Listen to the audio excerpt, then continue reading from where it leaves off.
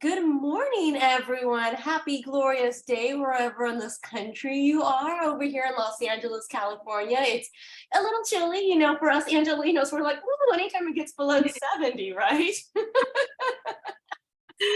That is true. Well, Good morning, Sadie. And for those who are looking and saying, "Where's Lauren?" Lauren's fine. I know she was out sick the other day, and no.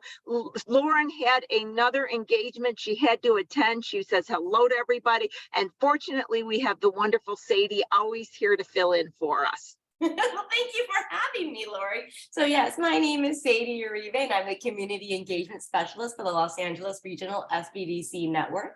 The SBDC is a national program with over 1,000 locations across the country, helping to stimulate economic growth through business advising and development.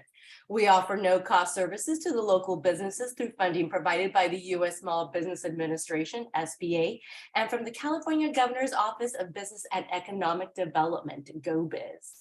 The Los Angeles Regional Small Business Development Center Network serves small businesses throughout Los Angeles, Santa Barbara, and Ventura counties. We offer no-cost business advising, meaning you can meet one-on-one via phone or Zoom to address your specific needs and challenges, and also offer virtual training such as this wonderful comprehensive workshop to help adapt and grow your business. But Lori Williams, hi-ho! Thank you so much, Sadie, and welcome everybody to the show. So today we have another wonderful, exciting show. Lauren emailed me. I think we're now at like 48 or 49 shows. I cannot believe that. Once again, I want to say a warm thank you to all our frequent flyers and a hello to new people. So a little bit of information. These are the upcoming classes that I'm holding, and Sadie's going to put this information in the chat for you. I know many of you have taken advantage of my Financial Literacy 101. Even though you can take them in any order that you desire, session 2 is often best if taken in session 2 and then session 3. I probably won't be picking these series up until maybe February, but if you don't get a chance, you can always pick it up in February. And once again, these are through the SBDC, no charge, so you can join in as much as you would like. Now, last week, we had a special session where we spoke about HR policies and procedures, et cetera. And Simara was on, and the feedback I got from the chat was just amazing. I know a lot of you were full of questions and we didn't get to answer all the questions. So Simara mentioned that she has a class that she is presenting through the SBDC in Pasadena, the Pasadena SBDC. So I am wanting to provide you guys with the link to her class November 17th, Becoming an Employer in California Basics. She's going to cover everything she spoke about, plus more detail. Be sure to check that out. And then in December, I'm going to have my sales tax webinar where I talk about should you be charging customers sales tax. A lot of times there's some confusion about this topic. There's confusion about whether Shopify is actually remitting it. And there is confusion about when I need to collect sales tax if I am selling outside of California. So I'm going to go over all of the specifics and the laws on that.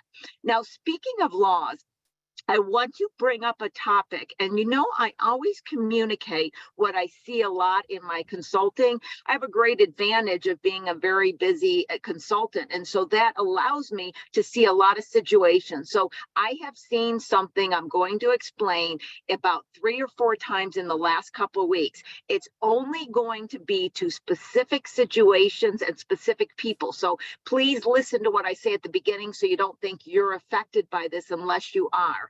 This has to do with if your address that you are operating is within the city of Los Angeles. You may or may not know that you have to go to the Office of Finance to get a business license. Business licenses are required within many of the areas, so it's not specific to the city of Los Angeles that you need a business license. But what I have been seeing, because anytime anybody gets any kind of legal letter from the IRS or from the city or from the county, and they go to the SBDC for assistance, it usually comes to me because I have a familiarity with these government regulations.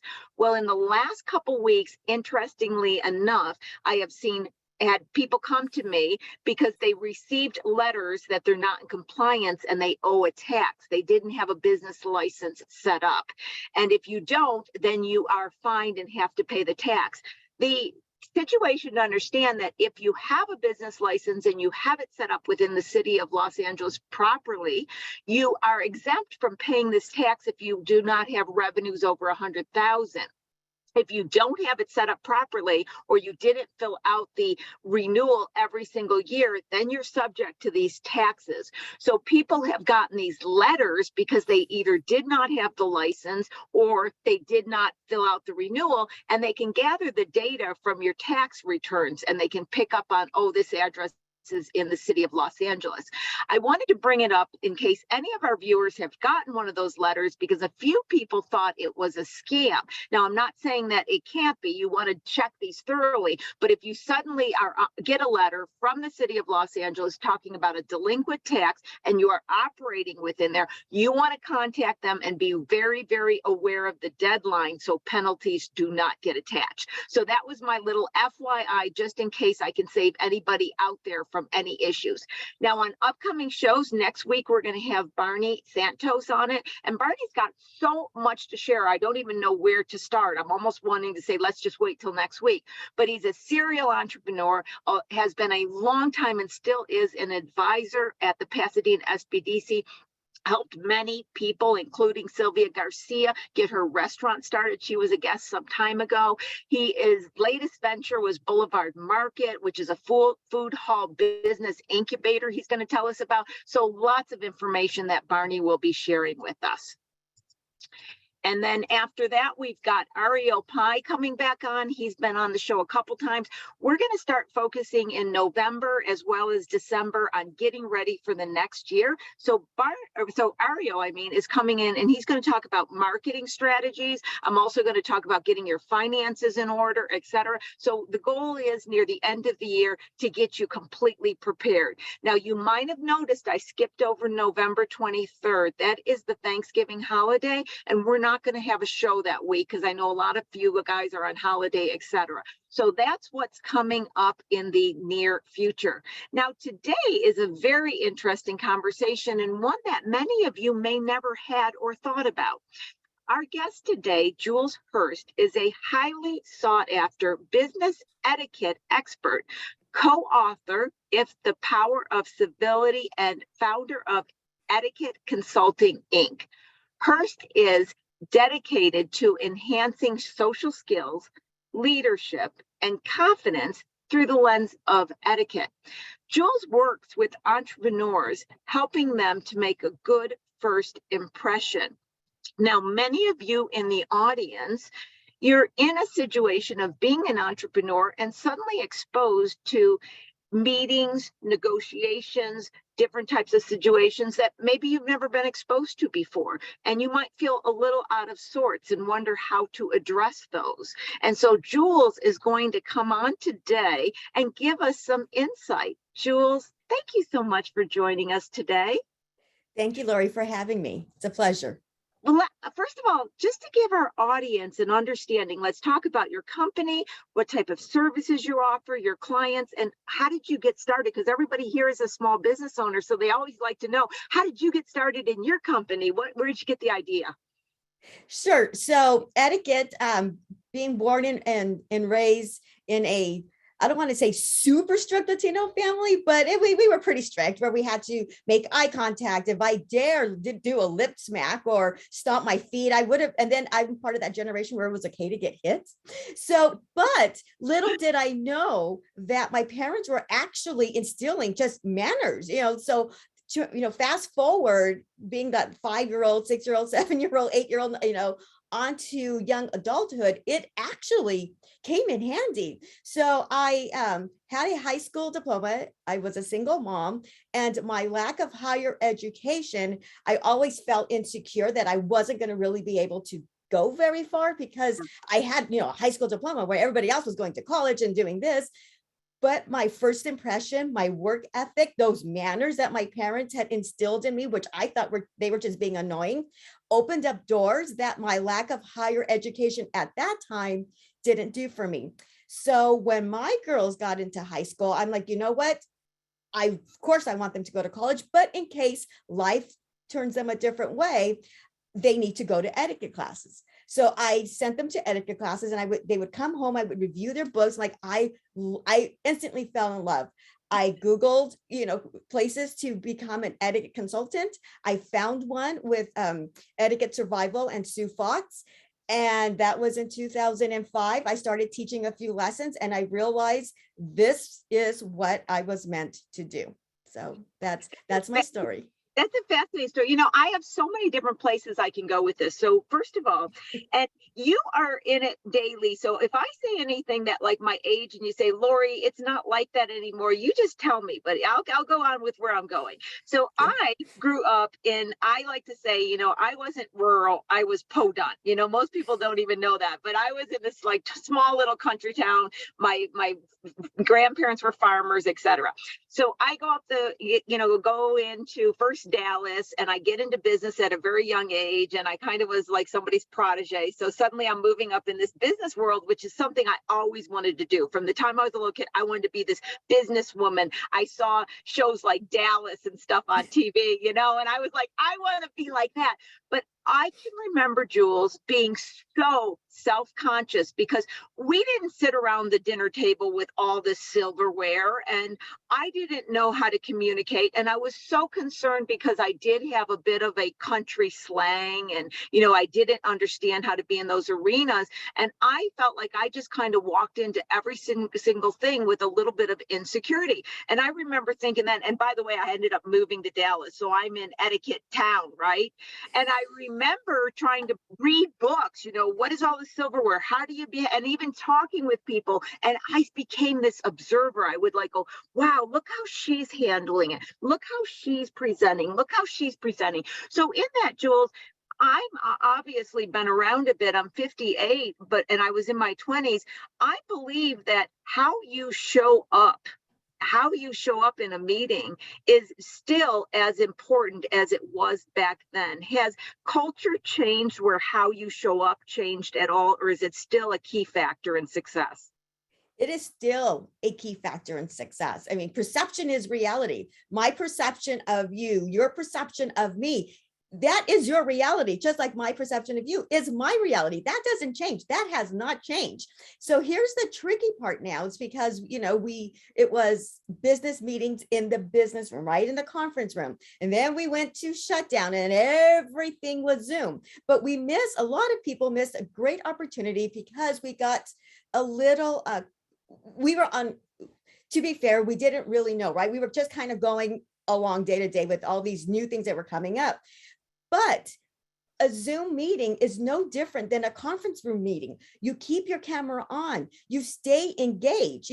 We fight so hard to get a seat at that table. Well, you're at the table, so keep your video on. When you're at that in the conference room, be a part of that conversation. Don't sit in the back. Don't turn your camera off. Talk. Any questions? Yes, I have a question. Do you have anything to add? Yes, I have something to add. Do your research. Whether you are online or in person, go to every meeting prepared and ready, as you said, ready to show up. Plain and simple. I love what you said, Jules, and I wasn't even thinking about stating this, but I love the part of keep your camera on, because I was personally thinking this, that I've attended a lot of, meetings with a lot of different people in, and there may be 12 people in.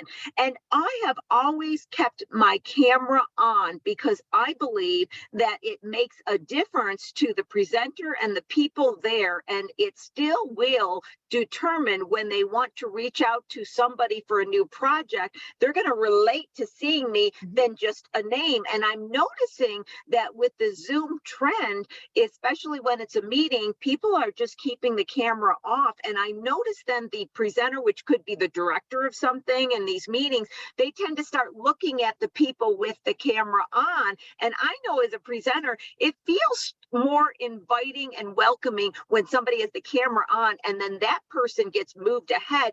And I realize that when you're sitting at a a conference room, everybody's just sitting there and it's harder to get moved ahead of the group. We want to get moved ahead. We do, right? But in Zoom, if you turn your camera off and you're not engaging, you unknowingly are getting moved behind in some way. Do you think I'm over exaggerating on that?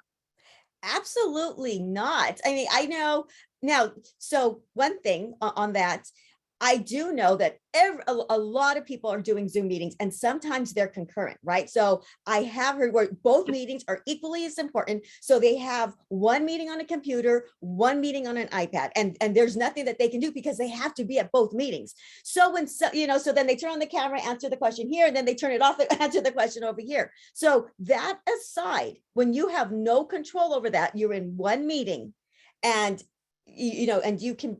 And if you have one meeting and you can give 100% of your attention to that meeting, that person, then do it, because you are absolutely correct. You don't know who's looking. You don't know who's popped on, taking a look to see whose camera is on, who's being engaged, and then they pop off, right? So I know, especially when we're on a Zoom meeting and I'll get a text, oh, look at so-and-so, their meeting, their camera's off. Oh, look at so-and-so, they should be sitting up. Look at so-and-so, they're eating. People pay attention to what's going on. I know somebody who scrolls through every single page to see who is on, is their camera on, are they showing up, and what are they doing. You just don't know. So do yourself, like you said, do yourself that favor. I mean, this is easy. You have control over this. Show up, be presentable, waist up. It's easy peasy, right? I got my jeans on right now. It's great. See? And now I think that when you get to a point of having a comfort, which people are getting there with Zoom, and I might be wrong on this one too, Jules, but for me personally, I know it sounds strange to say, but I'm going to say it. I don't feel any less of a connection between just meeting you on Zoom and meeting you in person. I know people say there's a difference and maybe a slight, but I have been doing it for so long, I just get involved in the relationship. So I think that if we are present, we can have Zoom as powerful. And I'm going to get to negotiations in a minute too, even during negotiations, new vendor meetings, customer meetings, etc. So I think that a lot of times Zoom can be a very successful tool to get you in more places in the limited time in the day. Are you seeing more clients using Zoom for heavy negotiations, for client meetings, for vendor calls, etc.? Absolutely. So I was one of those, when everything kind of changed for us, I did not want to go online. I loved in-person presentations because I could connect with the audience, their emotions helped me get more, helped me along, throughout my presentation.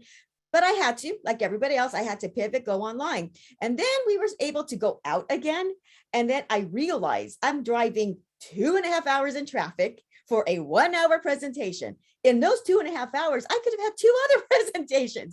So there are some things like a dining etiquette is always much more impactful in person, but like an email etiquette presentation, that can be done on Zoom. Business etiquette, that can be done on Zoom. Now, there is something to be said about in person, but you are correct. Zoom is just as powerful, in my opinion, in some instances. In some, it's not like a dining etiquette, as I said. And I do like what you identified, because you've actually explained more kind of what I was thinking, is that there are times you do want to take that drive, but before we drove constantly, and sometimes I would drive for 2 hours to have a half an hour meeting, and I would think, okay, especially for all of our audience, they're working in their company, they're wearing all the hats. 2 hours driving is taking away from them achieving anything billable, etc. So I can see where Zoom is really powerful. So here's where I'd like to go next on this topic, is that, and I'm just going to give you an example, Jules, and then you can go with that. So often I hear, when people call me and they're small businesses, they're suddenly having to be involved, and I mentioned a bit ago, negotiations, going to get new vendors to bid, to create their product. They're having to communicate in a business world and a business setting of which they never really had the experience to. And many times they say they're not comfortable or they don't know. And I'm going to leave it on this note. And these are emotions that they're experiencing, but I hear this a lot, and I'm not being gender specific, but it does seem to be more females will say this to me is, I don't feel like they're taking me serious. And that is a little chip because you're just starting out and you have that anyway, right? But what can you do? What can you give our audiences advice on how they can present themselves internally to themselves and externally to others more powerful in such type of negotiations, et cetera? So the first thing that I would tell anyone, or my advice would be to make sure that you know your audience, right? I mean, know where you're going, know how to sell the product, how to explain it to that specific company, because it's kind of a cookie cutter, but it's not, because every company is different and every company is going to use it differently. So do your research ahead of time. That right there will help. Number two, it is going to be nerve-wracking. Plain and simple. That is just that is part of it. If you're not nervous, then maybe we're not going outside of our comfort zone enough. Maybe we need to, go higher up. So prepare yourself mentally before you go in. So one of the things that I always advise clients, like when you're going on a job interview, go inside the ladies' room or the gentleman's room and do a quick, just close your eyes, tell yourself that, you can do this, go over it in your head, go over the script in your head. And I always find it to be helpful to do the power pose. Just stand there, like Wonder Woman, and close your mind, and close your eyes and just repeat to yourself whatever your mantra is. You have to have a mantra, something that's going to get you through it, because will you mess up the first and second time? Maybe, but it's not a mess up. It's a learning lesson. So you take what maybe you didn't feel went right, because I don't think there's ever any, it wasn't wrong. You went out there, that right there is positive. But whatever you felt could have gone better, the answer, maybe because we do this to ourselves. I know I do, as many years as I've been in business, I still, when I get off the phone, oh, I should have said this. Oh, I should have said that. Why did I say this? Why did I say that? You know what? Take it in, write it down, and move on. Find the next person and go again. So such good advice, especially on that taking a moment. Going back to my 20s again, I started doing this where before I would walk into the room, and I think I started doing it intuitively, and it always paid off, because I'm, literally rushed, you're driving, you're getting there, right? But I would take a moment and I would take a deep breath, and I felt like I was kind of doing a reset. I was doing a reset to say, okay, here I am, I'm ready. And then I would get this more like, okay, power, I'm going into this, and I'm going to, do whatever needs to be done. But I think that moment of reset allows you to not carry forth the scattered thoughts that you had in your head, and the driving, and am I going to be late? You get to actually just get those away from you and then put them behind you, and then you could walk in a better mindset. And I'm convinced, I have been in all types of negotiation, from negotiation prices to when I did turnaround consulting, as coming as a CFO with bankers, investment bankers, and lawyers. I mean, these are nasty negotiations, and no matter what, I have always had to do that reset, and I was able to come in. Now, when we're talking about preparing for client sales calls, that's, I know, a topic that's just so dear, because many of the people that start companies are not of the background in sales, but they have to sell themselves, right? So we have all kinds of things where they talk about elevator speeches and everybody gets that memorized. But what we don't talk about a lot, Jules, is the etiquette, the presentation, the personal presentation in a sales call. So to everybody out there that has to sell themselves and their company, let's talk about what kind of advice you can give on those type of situations. Sure, absolutely. So number one, practice makes perfect. You have to practice. You can't just wing it. I hear so many times, oh, I'll just wing it. But they've also been in business for years and years and years. So they can read the person's body language. They can know, they know how to pivot, and that's fine. But for somebody who's just starting out, winging it is not something that I would suggest. In fact, what I would do is I would video record myself giving this presentation, giving this talk, because our body speaks louder than anything that comes out of our mouth. So we need to know what our body is saying. We can say all the right things, but if our body is doing this, if we're doing this, and then that's, yes, I'm telling you, you got to buy my product, but I'm doing this. So my body's kind of contradicting what I'm saying because I'm a little insecure when I do this. Your voice also, has a lot to do with it. So when you record yourself and you're giving your presentation, you hear and you see what other people hear and see. So then you can do minor tweaks. You get an audience, get people that you trust who will give you honest feedback, but will not criticize you, who will give you, who are there and who want you to succeed, who will say, try doing this and try doing that. I did that once for a friend who had to give a speech. Oh no, I'll be fine. Oh no, I'll be fine. Like, no, let me record you. So I recorded her. And then when she saw herself, because I'm boring, it's not that you were boring. She just kind of talked like this and didn't really do anything. So again, in her mind, she thought she was energetic. Right. So that would be probably the very first thing that I would say. Once you get your speech down, once you kind of get your words in some kind of order, get your phone, put it on record, get a tripod, put it on record, and start recording yourself so that you see what everybody else sees and hears.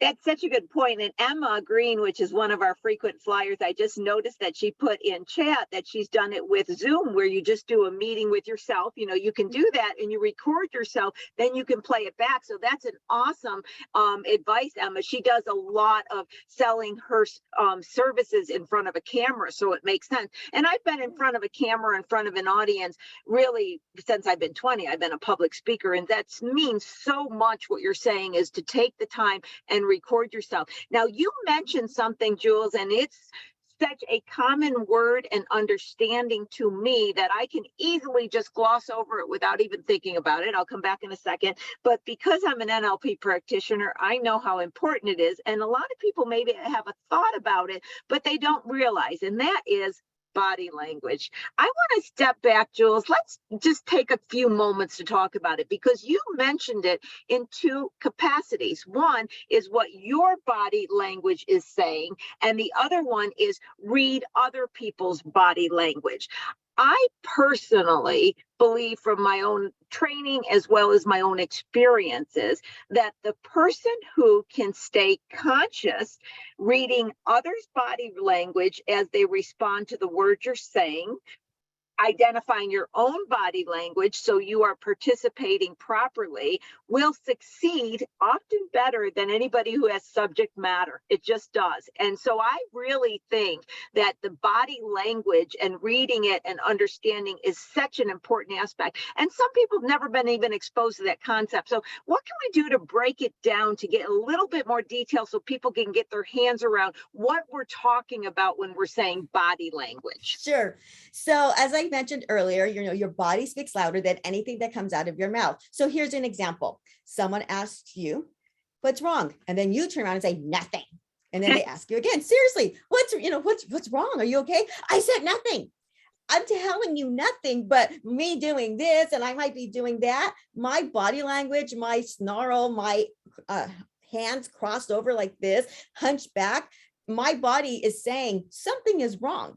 So the next time somebody does that to you, take a minute and think, what is my, what are my facial expressions doing? What am I hunched over, or am I shoulders back? Am I doing this, or do I have open body language? So anytime you're talking to someone and unless you're cold, that's different. But if you're standing, it's inside and it's room temperature and it's nice and cozy, and you're still doing this, that's telling the other person that you're probably bored, right? Yeah. This little thing right here. When somebody has to compete with the phone, you're talking to them, again, that body language is saying, my phone is more important than you, the person that's standing right in front of me. So you want to also mirror the person you are talking with, which is, going to your point, that person is going to be successful because they know how to adapt to the person that they are talking to, which is called mirroring. So just pay attention to that person. If they are open body language, then, match their body language. It takes a little bit of practice, but once you're aware of that, then it's easier to practice because now we've put it, in their mind. So now they can, now they can be, like I said, be aware of that and they can start practicing it. Yes, those are great examples. And what I want to share with the audience is those are perfect examples, and they're clear enough for you to really pick up on what Jules is talking about. And what I learned, once again, going back, I don't talk a lot about it, but from being a practitioner of NLP, we had to get so defined in our ability to read body language that we had to be able to notice, believe it or not, I'm not making this up, when blood vessels dilated differently. Oh, wow. So yeah, it was a really interesting thing. And I'm telling you where I'm going to go with this audience in a second, is that we had to go through this process where we would have to be able to tell if somebody was lying or telling the truth. And the person who was demonstrating for us, they knew whether they were lying or telling the truth. So we were tested if we had the skill. And they would come in and we had to say, well, we noticed a change in the blood dilation, et cetera. And we had to become skilled. Now that is a very, very high level to be able to detect to that degree. But what I also was amazed during that process is so much of what is subtle that we're not even noticing we're doing is still read by the other person by the nature of who we are as human beings and connections to each other. So therefore, one of the things, and I'm going to ask you to comment on this as well, one of the things I've expressed to people is one sure way to know if you are presenting the correct body language, in my opinion, is to monitor your thoughts in the meeting. If you are sitting in a meeting going, I don't know, I'm not sure, I don't think they like me, I'm not sure, and you're going through all these thoughts are going to be even subconsciously reflected within your body language, and people can pick it up. So if you are in the meeting and you don't have to try to lie to yourself and say, I feel good, they're coming, you don't do anything. You just literally become in the moment and engaged in the conversation. And what I have learned over the years to tell people to do, this is so simple, but I learned this years ago when I was teaching sales to the non-sales person. If you develop an emotion of curiosity puts you in the moment. Curiosity engages you. Curiosity wants you to ask questions. If you just think, that's really interesting inside, you will become in the moment. So give us some thoughts on how thoughts can also affect the way we're communicating and the etiquette we're producing within these meetings. Absolutely. So you are absolutely correct. If I tell myself, if I believe that I'm boring, no one's going to buy my product, no one's going to understand me, I don't belong here, guess what? You are absolutely correct. That is what they are going to think, because you're right. What you think here shows up here.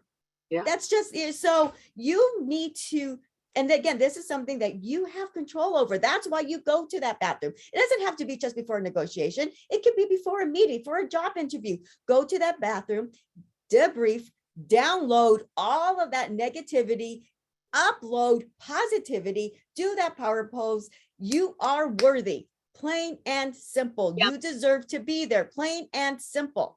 Now, it might not be the right client for you, and that's okay too, but you are worthy. So you need to tell yourself that, and then march into that room head high, because you belong, plain and simple. Because otherwise, so when you think like that, you show up like that, head up. Now, not like that, but parallel to the floor, shoulders back, and march on, because you deserve it. Why not? It's not you, it's someone else. Yeah. I love what you said. When you think like that, you show up like that. Hey, Sandy, can you put that in the chat? That is awesome. When you think like that, you show up like that. That is a beautiful gem, Jules. I absolutely love that. So there may not be any different advice, but I'm going to go through some scenarios that I know that small businesses have to do, and we're going to go through a couple of them. So many of them are creating, I'm going to call it a YouTube video, although it can be on their website, etc. So what they're doing is they're doing promotional videos for their product or service that they're coming on, and they're using them on social media, etc., to go through their product, talk about their services and all of the aspects. Now, I know, but I don't know, but I assume that there's some kind of way that could be best done. There's maybe a length, there's maybe approaches, you don't talk too much before you get to the point, you make sure your background's a certain way. So say that I was saying to you, Jules, I want to do a promotional video and I'm not comfortable in front of the camera, which I actually in many ways am not. What should I be considering while I'm getting ready to do this? Take it from there, Jules. Sure. So what you need to consider is your lighting, your sound, your background, you yourself, right? You want to make sure that, you want to make sure that you show up, and because how other people perceive you is their reality. So if me, etiquette coach, showed up in, I don't know, very little messy hair and, just not put together. It doesn't have to be fancy. It doesn't have to be a coat. I could be wearing a sweatshirt, but if my sweatshirt had stains, like I spilled coffee earlier and I had to quickly change, if I showed up like that, well, I don't really match my brand anymore. So you want to make sure that you match your brand. You don't have to be in a jacket and this and that, but you do have to show up in a representation of the brand that you, or the service that you are trying to sell. Remember, we are our brand. So, we are the face of our product, of our service. And practice, I'm going back to practice. When I first started doing videos years and years and years ago, and my daughter, one of my daughters was helping me, and she used to tell me that I was boring because I showed up nervous. I was giving like an awkward smile, like kind of, a nervous smile. I wasn't really looking at the camera. I wasn't talking to the camera like it was like he or she was my friend. I was talking to a light and just kind of doing this. Yeah. No one's going to resonate with that. So so I started putting smiley faces, Post-its around my camera to remind me to smile and just have a conversation. I think at first I started putting pictures of my daughters to pretend I was talking to them, because it's all up here, right? Our minds are so powerful. Now I can go on camera and I'm fine. I still get nervous. I was still nervous before this interview. That is never going to go away. However, I'm much more confident. I give a genuine smile, not that forced nervous smile. And my voice isn't too high pitch anymore. It's not too low. I still talk kind of fast. I'm still working on that. But that would be my advice. Yeah, I always talk kind of fast. That's been my whole life. I have to slow it down as well. But that is wonderful advice. And I love the smiley faces around the camera, or the daughter, like you're looking at, and talking to your daughter. I love that. Now, I don't know if this is a case at all, Jules, so I might be saying something that isn't even true, but does it matter like if I'm here versus here or anything like that? And also any advice you can give on help on lighting or products you use or anything on that, because I know a lot of people are struggling in their little closet in their house to make a professional, so does distance matter? Does anything like that? Does position, any technical advice you can give us on how to make it shine? Sure. So, Zoom, the person who said that she recorded herself on Zoom, bravo, because that's what I do as well. And so what I've done is I'll record myself, because you're right. The position is a big deal. You don't want to be too close, right? You don't want to see my big face this close, but I don't want to be so far back that you're like doing this too. So once I found a position that I felt comfortable with, where you can see enough of me, where you're not struggling, but you're not seeing all of my pores. And what I've done is I've put little blue tapes so that I know where to put my cart, where I know to put my seat, so that this way I have a perfect location every single time. So that is number one. And yeah, so it's just marked. I have hardwood floor, so I'm able to do that. I'm able to mark up my floor with cart, chair, ring light, here. Now I was using a huge social light ring light at first, and then it broke and I loved it. So I bought another one, but it was really small. And what I realized that you could see that you get on my reflection in the glasses. So I had to stop using that one because I was like, I could not get rid of it. So then I bought another one, but Amazon is your best friend with this kind of equipment. So I just, Google lights and something came up and it had good ratings. Amazon recommended it. I don't know if that's something to go with or not, but that's what I've done. And your microphone, gotta have good sound. You do. It's so true, because when I started doing the show, I wanted it to be more professional, and I struggle a lot. And I've done the thing where, well, first of all, before I even come on, I do like Emma says, I go on a meeting and I check it and I check my placement. Placement is so important. And what I just recently did is I got a separate camera and mic and not using the Zoom camera, because I found when I got the right placement, I teach a lot and I have to use my computer. I was too far away from the computer keys. So I was always fighting with the placement. Where is the attachment onto the computer? I can move it to be where I want it to go. I have to say, I have not succeeded on the lighting. Some days I get it good, some days I don't, because it depends on what's happening outside with the lighting as well. But I think the key that you said is you just got to buy equipment and you keep using it and you keep doing it, and you get to the point where it works. It works in some way. Mm-hmm. So now what we're going to do is we're going to talk about, and this is something that I'm always speaking to people from a marketing perspective, and it's the ability to give a speech. I find that especially when an entrepreneur has a product that they love, if they have an opportunity to stand up in front of an audience or a Zoom or whatever and give a speech, especially when people offer services, being able to speak or be the expert on the subject. So that's what I'm really talking about, is being the expert. Now, as I always loved public speaking. Yeah, something's not wired right there. But from the time I was 20, I loved public speaking. So I have, throughout my career of my company, my own company, built my company through being able to do speaking. One time, and this is going to sound like I'm going off target, but I'm not. It's really getting the audience to think about speaking as a tool more than they maybe are. I walked into a Costco and I was watching as all the little tables were set up and people were getting a sample of the cookie and buying the cookie. And I was like, oh my God, I wish I could give a sampling. And then I was like, but I can't, because I'd be doing it for free and it doesn't make sense. And then it dawned on me, I sell intellect. I can give samples of intellect. I can be the expert. They can sample me. So I started calling different associations, being the guest speaker, I was like, anytime I can speak, it puts me in the front of the room with everybody paying attention versus walking around trying to shake a million hands.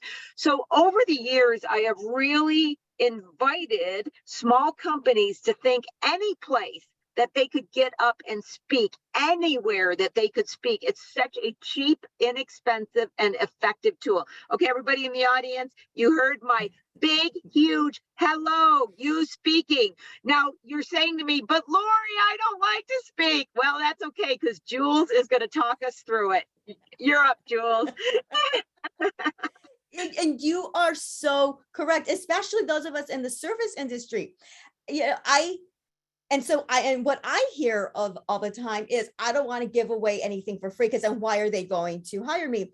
And you might have a point. That's why you don't give everything away for free. You create a marketing speech. I have a marketing speech. Generally, people want me to speak on dining, so I'll have like 5 things you want to keep in mind. I'm not going over everything, I'm just going over 5 things, and I'm being kind of generic, and it's 30 minutes. I have it timed. Again, we're going back to practicing, so that this way you give them enough, you give them stuff that they can take home with them, that they can actually put into place right now, but not too much that there is no reason for them to call you, which I did in the beginning. I was giving everything away, but I used it as a way to really nail down my presentations. that's how I got good at presenting something like etiquette, because, you think etiquette, like, oh boy, here we go. You're going to tell me what to do. No, I'm not going to tell you what to do. I'm going to show you ways on how to do things differently to give you confidence in any situation, take it or not. That's up to you, right? Yeah. So yeah, so all of you out there who are, no, I really don't want to. Yes, you do, because that is number one, that will help you with your fear of public speaking. Number two, that will help you really nail down your packages. Number three, that will just put you in front of so many people. So you have to, well, you don't have to, because no one has to do anything. But if you want to be successful, if you want to become a subject matter expert in your field, then you have to make yourself one. Don't wait around, because Oprah's not going to call you. She may, and that would be fabulous. But chances are I'm still waiting for Oprah to call me.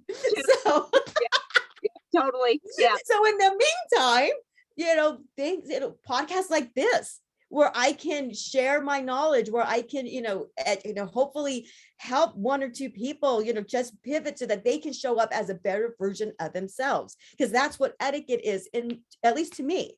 So take any and every opportunity, because you don't know where that one opportunity is going to lead. I'm a huge Dallas Cowboy fan, and I went to a client in Dallas. I did not get paid. They knew I was a Dallas Cowboy fan.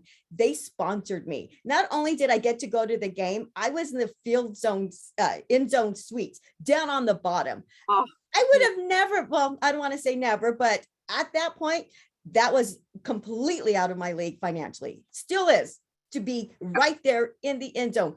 But because I said yes to not getting paid for that one gig, that was way more. So I always say yes. From that point on, I did anyway, but even more so, I always say yes. Yeah, I mean, it's just such a great tool. Like I said, I've got, decades upon decades, and that was really how eventually I became a paid speaker, my goal at first, but I saw that as my marketing. And like I said, not enough people engage in that and they don't use it. And I want to comment on one thing that you said, and I think it's such a great aspect about, becoming your brand, being your brand, show up as your brand. That was another one, Sadie, be your brand when you speak. I think that's an excellent tidbit. And also what I loved what you said is the fear of giving it all away. That is such an important aspect, because I hear it a lot too. And what I find is that when you first start out, you want to prove to yourself you're an expert. So you just go like this, like, okay, look at, they're going to see I'm smart. And what really always worked with me, especially when you're being an expert and you're showing you're expert, is to tell a story.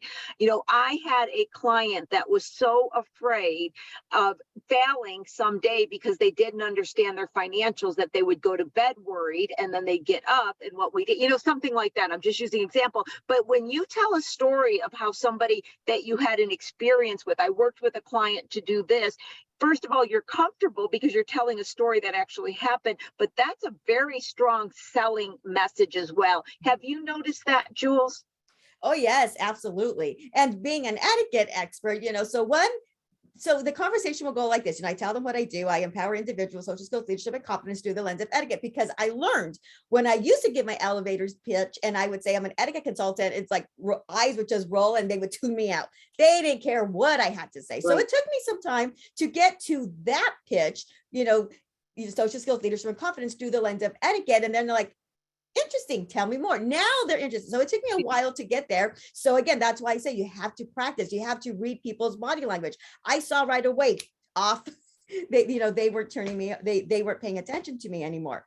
So, and I'm sorry, I forgot the question I was talking about. You got it. In fact, we got about 10 minutes left. So I thought I better talk on the dining etiquette, because we're getting back out. A lot of people are meeting during meals. And I'm sure there's at least, some things that we should be aware of that we're not. So just give us kind of a summary on what we need to be concerned or consider, or how we should be, whatever words you use, when we're having a eating somewhere with a client, a vendor, etc.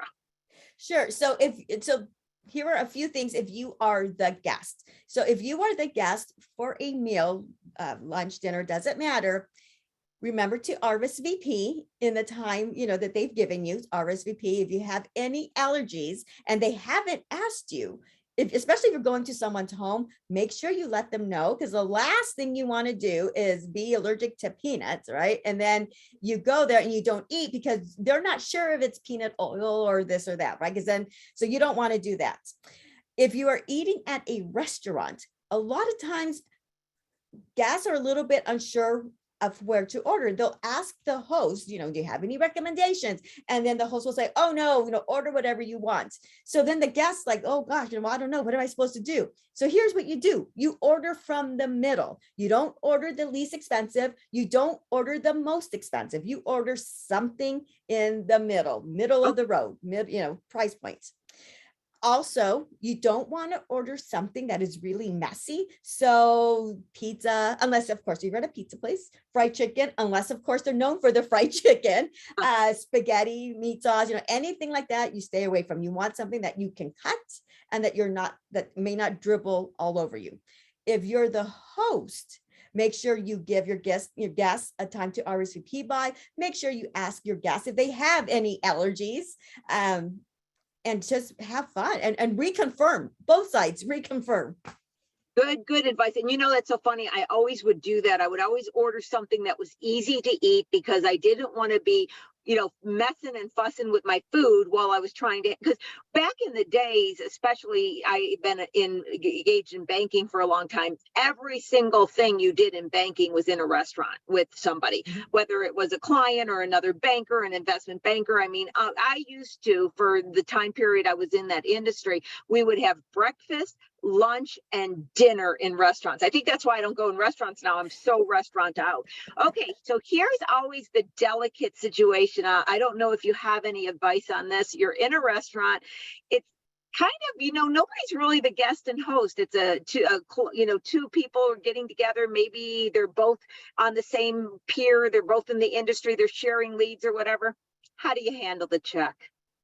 That's always the difficult situation. It's always. So Jules, what can you tell us about the check moment? When the check comes, all of a sudden it's like, oh, walk us through the check moment. You're like, and you're eating and you're like waiting for the other person to pick it up, or do I pick it up? Yes. So the rule of thumb is whoever does the inviting is the host, and therefore that person, he or she, is the one who pays for the bill.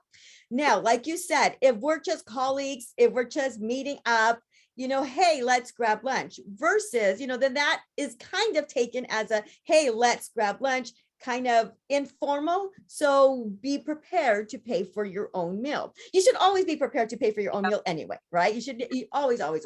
But if it's I would like you to join me for lunch, that's a little bit more of an invitation that one would, would think that's, you are being treated, you are somebody's guest. So the wording has a lot to do with it. So if the check comes and the person who invited you, even though it wasn't an invitation, hasn't gone for the check yet, and he or she keeps saying, well, it's time for us to go, we should really go now, then you can say, how should we do this? 50-50? I like that. Yes. Yeah, I like that. Just being really honest, how do we do that? Okay, so here's one of the last ones, and I'll just give you an exaggeration to ask this question. You were always told that when you're in, especially an eating situation, it's good to mix a little bit of personal discussion so you become a real person. But then sometimes I've had lunch with people where, what's that expression, TMI, too much information? And so there's this, like, be human and tell personal, but don't go too far. And a lot of times people have a hard time figuring out where that line is. Can you give us any insights on how we can be conscious of that line? Sure. So first of all, let's go through the three different breakfast, lunch, and dinner. Breakfast meetings are generally going to be shorter, to the point. Maybe that you're already in you're already in a contract, so it's kind of like just catching up. Hey, how are you? Hey, how was your weekend? Kind of like very, very, very small talk, get to business, and you're out. Lunch, maybe they're getting to know you a little bit better, but it's still going to be heavy focus on business. Again, someone asks you a question, answer it, but answer the question. If somebody says, how did you have a good weekend? I did. I went here, I went that, I took my mom here, they go, oh, just ask and answer kind of a question, give enough, like you said. Sadie, ask and answer, put that in the chat, because I think that's where people go wrong. They go like, oh, okay, you can stop now. Keep going, Jules. Yeah. And then you have dinner. If you have a dinner meal with somebody, if you've been asked to dinner, generally that's where they want to get to know you. It's going to go a little bit longer. You may even be asked to bring a +1 with you so that they can, and that's when they really want to make a deeper connection. That's going to take a little bit longer. That could take up to a couple of hours. There might even be alcohol. Not that lunch wouldn't have alcohol, or maybe even breakfast, a mimosa, but dinner is, you can talk a little bit more openly about family. But again, stick to the ask and answer rule. So if you're asking a question and you want to know more, then say that, oh, really, this and this happened? Interesting. Well, I did this and this. Can you, how was it different? How was, tell me about your time here. Tell me, how was the game? Ask a little bit. You have to ask questions. So, but keep it very, and this is where a lot of us go wrong. We don't listen. We listen to just hurry up and answer. We don't listen to understand and to learn more.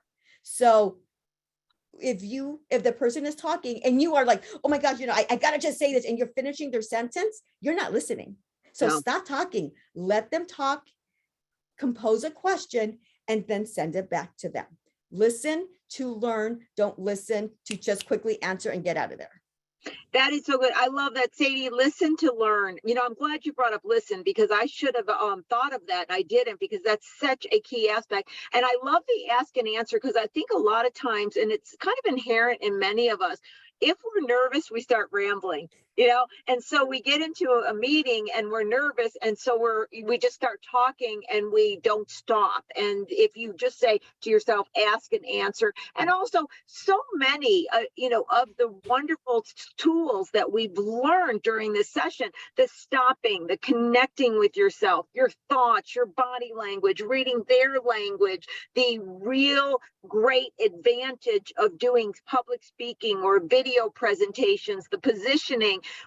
Thank you so much, Jules, for coming on. And to everybody in the audience, I really hope that this has brought an awareness, and it's also perhaps inviting to you to use some tools and skills and some videos and public speaking, and go out on a limb that you haven't before, because the fact is, we got to, as small companies, we have to get exposure, is what I like to say, whether it's a marketing or it's social media. You got to get your company, yourself, exposed to a wide variety of people, a wide variety of situations, and marketing dollars are always short, but you've got you. And if you become a piece of the marketing and you use all your tools and all this situation, you can go far with it. Any last thoughts you'd like to leave with the audience today, Jules?